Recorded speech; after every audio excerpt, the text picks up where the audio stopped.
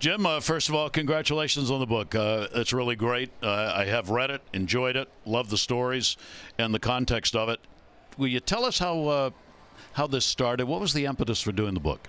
I was pretty fortunate because, I talk about a lot of things in the book, but number one, I was born in New York. I was adopted. And we were out in California, and Roy Firestone, who we all know, says, gee, you really went through some adversity when you were adopted. And I go, Roy, you're a very good interviewer, but not exactly. Because it was the best thing that ever happened. Years later, I would be on with Dave Thomas, who founded Wendy's. Faith Tanner used to do CBS Good Morning Show. Beautiful. She's about 6 months pregnant, one of the most beautiful women, and so nice. And we were on the Sally Jesse Raphael show, and they were talking about the difference between biological parents and your real parents. And I was so fortunate because my parents wanted me. And the lesson I learned, not only being adopted, because they, my mom Polly and Mo, my dad was Jewish, and my mom was Catholic. She had come to New York to put her youngest brother through Juilliard School of Music. My dad had a couple dress companies. I was raised Presbyterian, a little bit of Christian Science, so maybe that's why I'm a little confused. But the lesson I really learned is that any of us can be good parents, and so that's kind of how it starts for me. And then, actually, when I got out of high school in Scottsdale, Arizona, I went up to a college league. Bobby Winkles, who would eventually go on to manage the Angels, was the coach at ASU, and he said, you're a lot better than some of these Babe Ruth or American Legion players, so you're probably going to be the only high school player in this college league. And I went up there and I played with a bunch of college guys. Jim Lomborg would win a Cy Young 4 years later. Bobby Floyd out of UCLA was actually playing shortstop when I pitched my no-hitter. There were a lot of really good players. And when I went up there, I just kind of learned that, and when I came back, which team I wanted to sign with. And my parents, again, gave the influence. They said, we really think you should sign with the Orioles. My first year, and I think a lot of the book is kind of the life lessons that I learned. I played for Cal Ripken Sr. Now, we all know what Cal Jr. did. He played 2,632 games for over 400 home runs, over 3,000 hits. But I can still remember you're 18 years old, you're making $500 a month. You don't know that they're going to take about $76 out of taxes. You're living in a basement, $3 a day meal money, 10, 12-hour bus rides to get from one city to the other. And I still remember the meeting. It's like 40 degrees in Aberdeen, South Dakota, and Cal starts talking about the Oriole way. And the Oriole way was pretty simple. You're never going to let anybody outwork you. Maybe your ego is big enough to think that you always outwork everybody else, but just make sure nobody outworks you. We're there to win as a team, teamwork. It's one of the pivotal, I think, things we talk about, whether what you and I do and Mike Bordick and everybody at MASN, or when I worked at ABC, or when I worked for Jockey, or when I worked for the Money Store or Nutramax or whatever.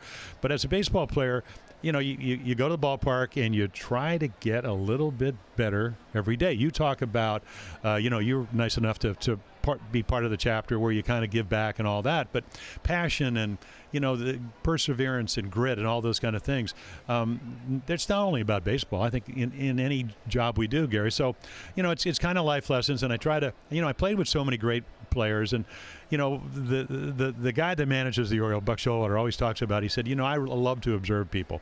And he kind of he talks about many things about peer pressure and are you a good teammate. And I never heard this term. Buck's got a lot of terms we never heard about. Competitive sincerity. Because he also does a little missive in one of the chapters. So, it's just a collection of stories. I was blessed that I played with one of the best teams in baseball. And, I got to observe those guys. I was part of it. I think a lot of people think that when you get to the Hall of Fame, it's an individual thing. But it was a collective thing. And, I did an article with a guy from Forbes magazine, and he said, not only do you talk about a lot of the guys that helped you get to the Hall of Fame, he said, but your Hall of Fame speech, you talked about Lenny Cicada and the fact he had never caught it. He came in the middle of the pennant race, and first pitch he called was a home run. Tim Stoddard, they took Stoddard out. Tippy Martinez comes in. He picks off three guys, and then Cal ties the game up with a home run, and Lenny wins it with a home run. Well, I wouldn't have gotten the Hall of Fame without guys like, Lenny Cicada. So, it's just one of those things where you try to do a collection, a lot of life lessons. I think our good friend Tim McCarver says, baseball is a very unique game, but there are so many life lessons that are universal. And that's kind of what the book's about. All right. Doing the book, what did you learn in doing the book? I learned, I was a little apprehensive doing it because, you think it's about you. So I read those things, but, people they're amazed. I mean, I have an autistic son. Now I was I never reached perfection, but I always thought that maybe the pursuit of perfection would allow you to be as good as you could be. But I learned, I learned about myself, because you have to go back and you have to rehash things. I mean, I talk about when Doug DeCinces took Brooks Robinson's place. Now, I mentored all the pitchers because I was mentored by Robin Roberts. When I roomed with him, he was 38, I was 19. I didn't have any wins. And he taught me everything that he knew, and it was nice enough to do it. I used to put him to sleep at night, and he would go, "Kid, I'm 38. Let's talk about this at breakfast." But he knew I was going to take his job. So I kind of take some of those lessons. And, when you have an autistic son, I mean, I know how painful it is for my wife, Susan, that Spencer is, and we have a terrific kid. I mean, he's fabulous. He's funny. I mean, he's smart. But she's never going to see him get married. She's never going to see him do a lot of the things that other parents have to do. So we talk about the autism. It doesn't keep us from loving him. I mean, and, I guess it kind of goes back to being adopted. You know what good parents are doing. So, I learned that, and then, I was talking about Doug DeCinces. I mentored all the pitchers, but when Doug took Brooks Robinson's place, I was one of those black and white guys. I never really took the time, I think, to realize how difficult that must have been. And I was a little harsh, because I was a black and white guy, to either make the play or not. Brooks made that play.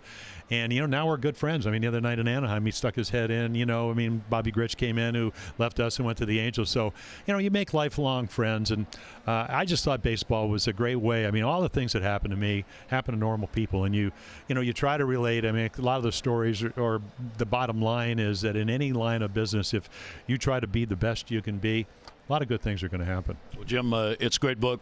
Congratulations on getting it done. I know it just came out. We urge folks to take a look at it and have a great time with it. And thank you for doing this. Well, I walked in and, Buck Michelwater does a part of it. And he's looking at the pictures, and I go, "Oh yeah, obviously you're worried about tonight's game." So thank you very much. All right, that's the new book by Jim.